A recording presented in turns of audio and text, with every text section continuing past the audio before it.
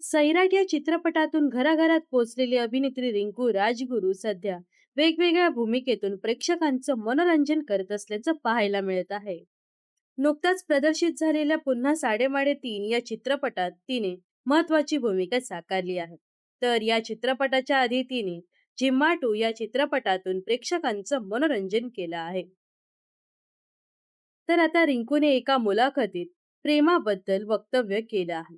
तसेच सध्या अभिनेत्री रिलेशनशिपमध्ये आहे का याबद्दल देखील तिने उत्तर दिलं आहे.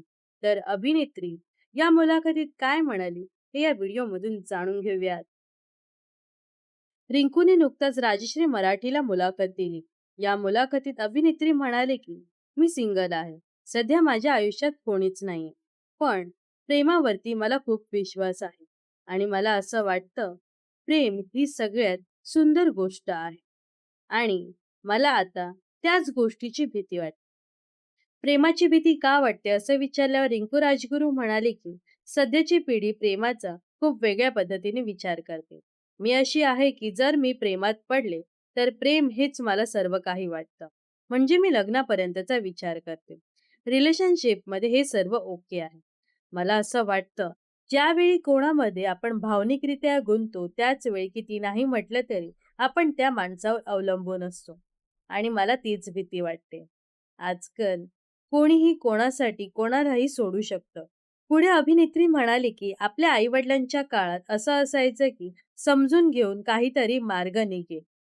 पण आता पर्याय एवढे झाले आहेत की एखाद्या व्यक्तीचं वागणं खटकलं की आपण लगेच दुसरा पर्याय शोधतो.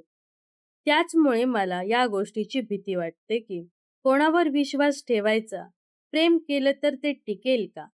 कोणी सोडून तर जाणार नाही ना? कारण मला असं वाटतं की प्रेम असेल तर ते शेवटपर्यंत असावं आणि ते खरं असावं. त्यामुळे माणसं आणि प्रेम या गोष्टीची मला आजकाल प्रचंड भीती वाटते. तिचं हे उत्तर ऐकल्यावर तिला विचारलं गेलं की तू सिंगल असल्याचं कारण हेच आहे का? त्यावर अभिनेत्री म्हणाले की हो, मला जो व्यक्ती म्हणेल की तू मरेपर्यंत माझी बायको बनून राहशील का, मी त्याच व्यक्तीसोबत लग्न करेल आणि छान राहील. पण सध्या मला रिलेशनशिपची भीती वाटते. तर अभिनेत्री रिंकू राजगुरूबद्दल तुम्हाला काय वाटतं हे नक्कीच कमेंट्स करून सांगा.